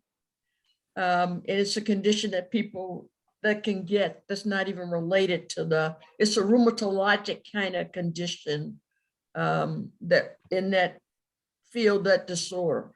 But because of this inflammatory process with the muscles, sometimes you can have muscle weakness and very difficulty walking related to it. And there have been some rare cases have been reported of this being associated with a vaccine as a side effect, but very, very rare that I've been able to detect. I think I saw one one study done out of Egypt where they reported one Asian patient might have got this as a side effect. So it's extremely rare and very low. And that patient was treated with the standard treatment for dermatomyositis, responded and did extremely well. Okay, thank you. Another question about, I think, an interaction, pericarditis, carditis, and COVID.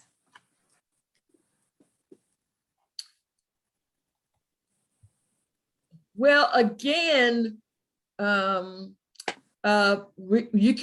get involvement with the heart, but it's primarily been more. Pericarditis is there's in your heart, in your body, you have a sort of a covering that covers surrounding your heart. It's called a pericardium. But we seem to see that the COVID seems like it has a higher predilection for the actual heart muscle per se, as opposed to experiencing pericarditis. I suspect you could see a case of pericarditis, but we haven't seen a high association of pericarditis with this particular virus, unlike some other viruses that we see are have a higher association of pericarditis, like something called Coxsackie virus and some other viruses. So I don't know that we've seen a lot of pericarditis. Myocarditis, yes, but not pericarditis as much. Okay. How safe should we feel around people that are fully vaccinated, even though we know you can be fully vaccinated and still get COVID-19? Isn't that where the mask is in? I think Nikki was going to say something.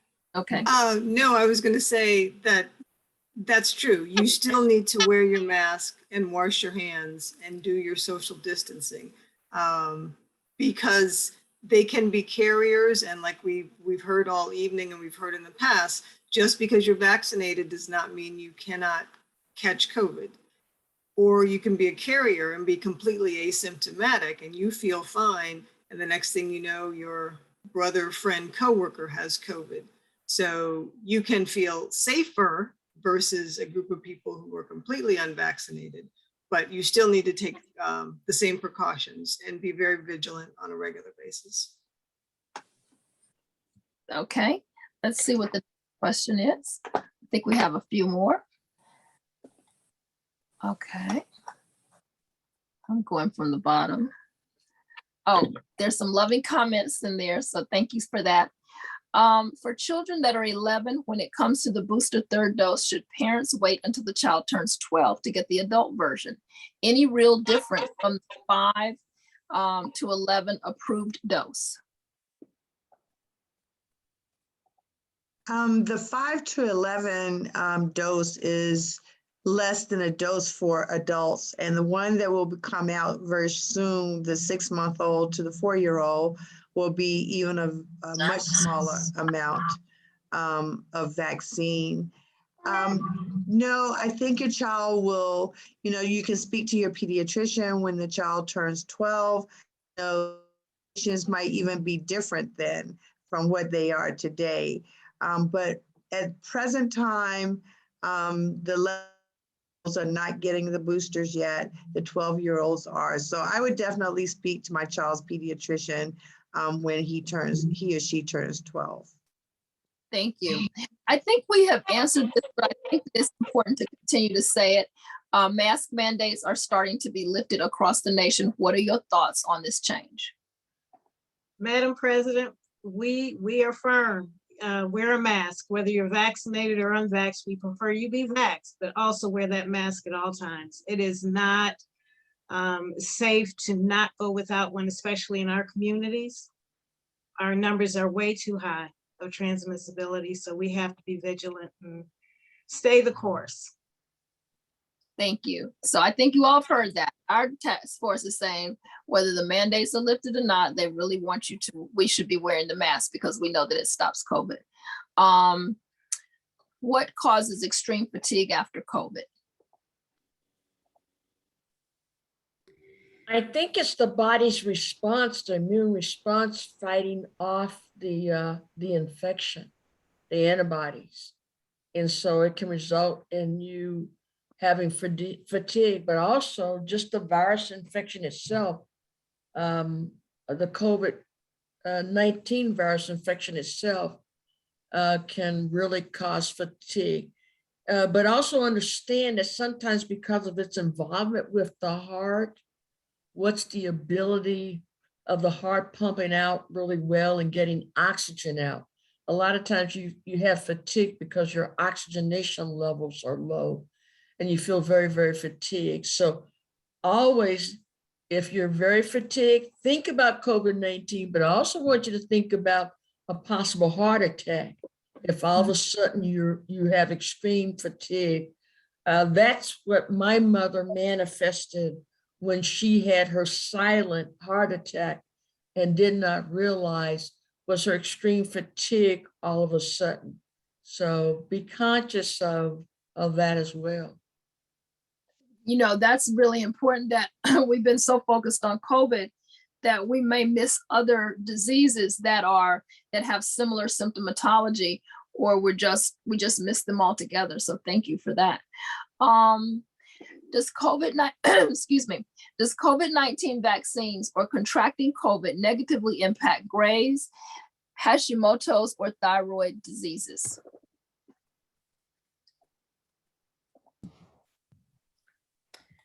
What's the question? Yeah, I haven't seen any studies that specifically address that. Certainly, because we have so many underlying diseases in our population, is something to think about. And that's a question that I would like to get back to you on.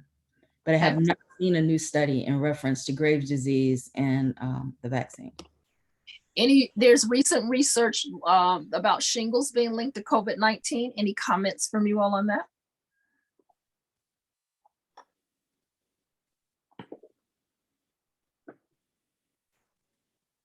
And we ask the question again one more time. So how is the shingles related to COVID-19? So explain that to me. There seems to be some recent research on shingles being related to COVID-19. And the question was, do you have comments on that? Well, I know there have been some studies that have suggested that if someone has a COVID-19 infection, because of the inflammation that has occurred along with the COVID-19, may make you more vulnerable for reactivation of the herpes zoster virus, which lies kind of dormant in our dorsal root in our body. So sometimes a viral infection or inflammatory process may precipitate that reactivation. And we need to know, over the age of 50, 1 in 3 individuals will develop herpes zoster. 1 in 3, ladies. So if you've not gotten your herpes zoster vaccination, please consider that. And it's a 2-dose regimen, but it may cause the reactivation. There's some concern or questions related to that in prior studies. Thank you. How can we get the word out about drugs like Paxlovid and antibodies for people who have COVID? I think Dr. Tuckson really made an excellent point. We must establish care with a primary physician. You need an advocate. You can't just go into the marketplace and get that done, but your primary care physician or physician can advocate for you, and that is the pathway to getting it done. The other thing, but I think it's too late at this point, is to get involved in a study. One of the problems with that is that they don't open up a lot of studies to Black individuals. So we have some work to do in that front. Thank you. Last 2, I have my first, second, and booster shot and still got Omicron. When should I get the 4th shot or booster? Well, like we said, 3 doses for the Omicron was only protective for about 90%. That means 10% of people were could still be vulnerable, get reinfected and whatever. So I think after your third dose, they may be an indication for a fourth dose somewhere down the line in the spring or the summer, depending on how long this 3-dose antibodies last.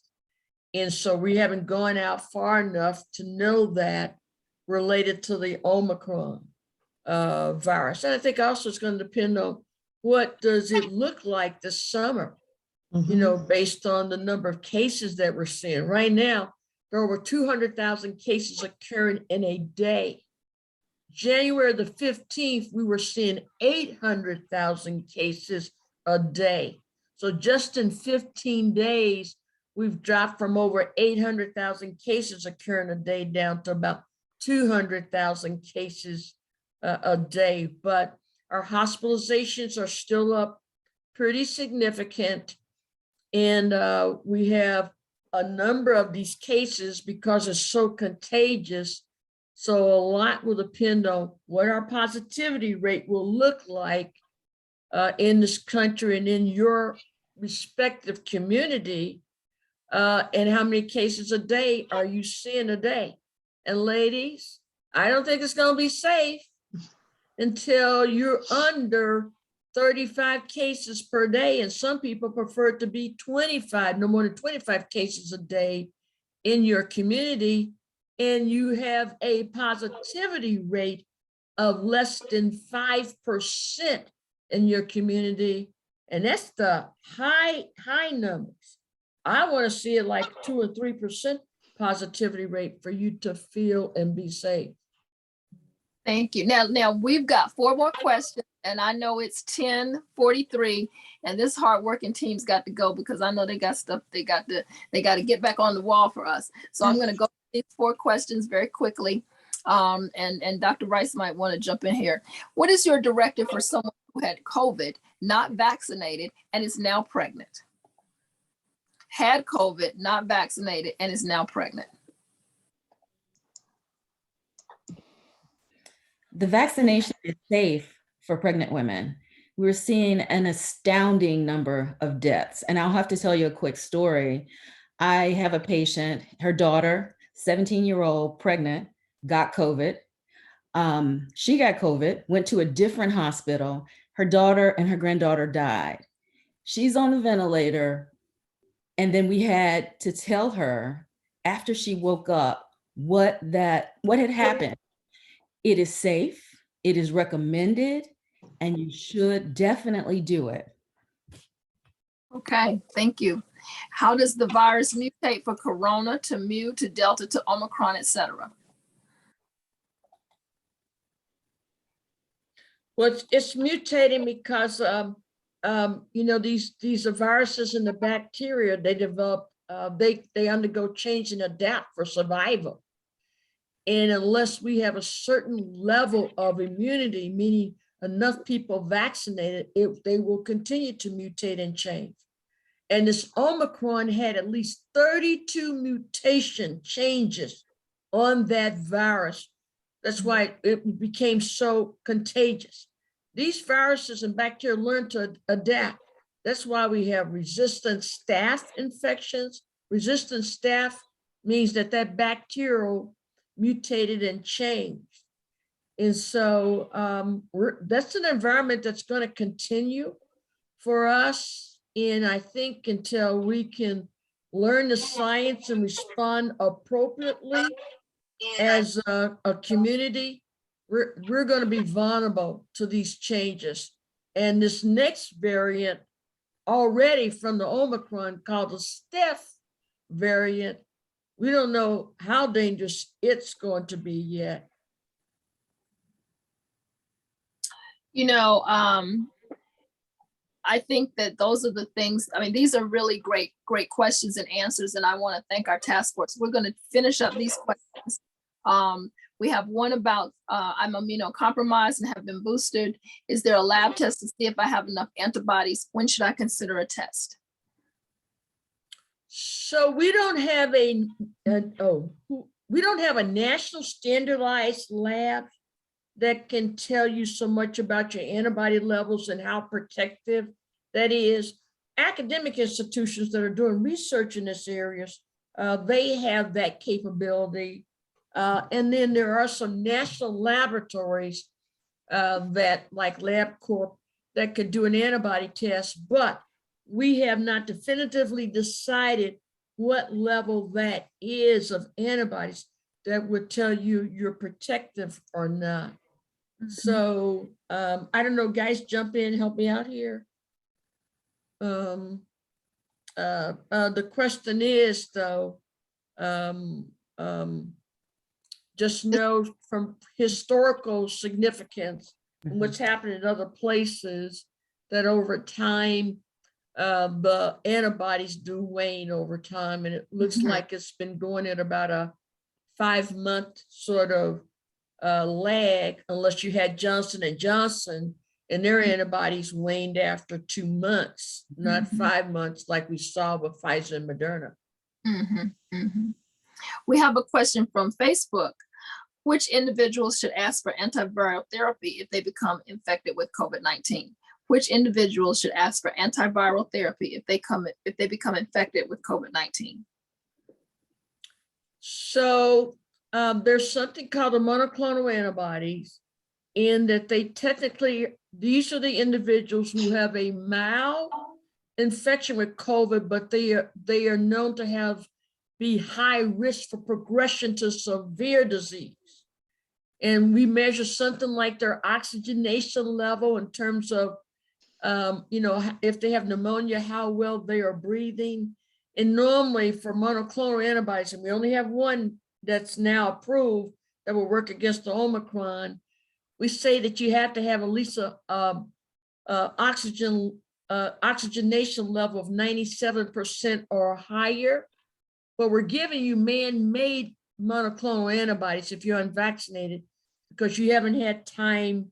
You have so much virus in your blood system that it'll attack all your organs before you're able to mount antibodies on your own. So you want this new medicine that can impact against the virus. Is there a stealth variant? Yes. Yes. What is that? What is the stealth variant? Regina, you want to answer that one? It is a variant of Omicron. It's the one that is, I guess, now most prevalent in the community. It has been in Europe, it's now in the United States. The last report I saw about 5 days ago said it was in more than half of the states in the United States. So it's probably in all 50 states by now. That was 5 days ago. And it's supposed to be more contagious than the Omicron virus that we know now. But again, that's just what's being reported. Because it is so expensive to do genetic testing, everyone that has a viral infection does not get a genetics test to determine whether it's the BA2 or the BA1, which is the Omicron virus that we're fighting off now. Thank you. It's called the stealth. Okay, so we're gonna do these last three. I think I missed this answer. I have been vaccinated and boosted, but still had a breakthrough infection in January. I have some underlying health conditions. Do I need to look into a 4th shot later in the spring or early summer? I think that's a question we would need to know more about, specifically what is making her immune system a little bit weaker. My suggestion is that she sees her PCP and talk it over with them specifically, and they can give her the best direction. Okay, that's the hope, that this medical home concept again. We know about the long hauler of COVID-19, such as brain fog. Could someone be brain fog, be misdiagnosed as having dementia? Definitely, yes. Yes, definitely, yes. Okay. Yeah, I think that's possible. And a lot of the symptoms, they look like brain fog. I mean, they look like dementia. Some of them even look like Alzheimer's. Whenever you have an inflammatory process, especially when you're dealing with the brain and nerves, those type of tissues are so sensitive that they don't like to be disrupted. And so that chronic brain fog and even the chronic fatigue and things like that can last for months and months and months, you know, even around a year to 18 months. And So they need to, yeah, I was gonna say they need to make sure that they speak to their doctor. And so they try to get some clarity about the symptoms. And did this start before COVID? Did you have a positive COVID test? When was it? That type of thing. Long haulers has also been identified in children and adolescents especially. So a lot of work is being done to look at how this virus is actually impacting their neurologic system. Okay. The last question, and I think that Dr. Webb answered this, but I will let you all reiterate. Has COVID now become endemic rather than pandemic? Yes or no? I think it's both. I think it's pandemic and endemic. So I don't know. I don't know what to tell you. I think it's pandemic means it's around the world. It's just not here in the United States. It's so many places. And I think that it's impacted so many countries, so many places. We haven't got at the vaccination levels that we need to be. I think it's going to be around here.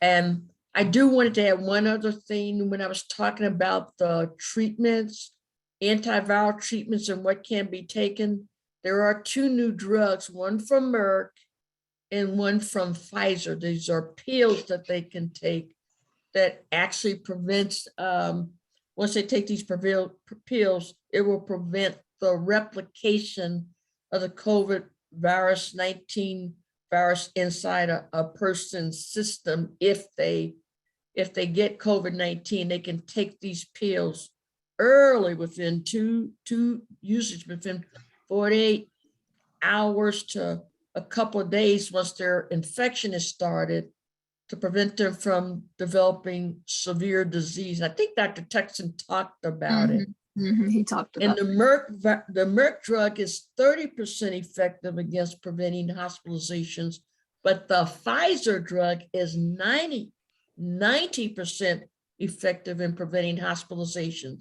The problem is they're going to have limited medications for everybody out there. They don't have enough for everybody. So what kind of ethical challenges will you have to say, I'm the person that should get that medication versus somebody else?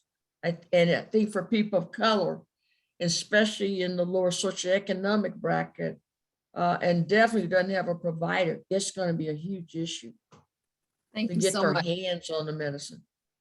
Thank you so much. So what you've heard tonight, I want you to bring everybody back on, is that there are tools that we have. We have to be educated so that we can really work to combat COVID-19. And when we bring all of these different things to the table and we follow these different guidelines, then we can do it. And that's really what this is about. We want to be able to eradicate COVID-19. We want to be able to move our communities to vaccinations and boosters because we want to see these numbers going down. We've had some successes, but we have a lot more to do. But together, as organization, as community members, reaching out to our networks, we can do this. And that is the name of the campaign that this grant is supported by for the United States Department of Health and Human Services. We can do it. So I want to thank everyone for joining. I want to thank all of our presenters for being here tonight and providing such valuable information from the first for Dr. Webb and the data from our area directors with their vaccine stories and their charge to us, to our panelists about where we are with COVID, to our phenomenal COVID-19 task force to answer all of your questions, every single one of them. I just want to thank, and to our participants, thank you for being here, because just by virtue of the fact that you're here means that we are going to get this word out and continue this fight in our communities. We can do it. Thank you for joining. Good night.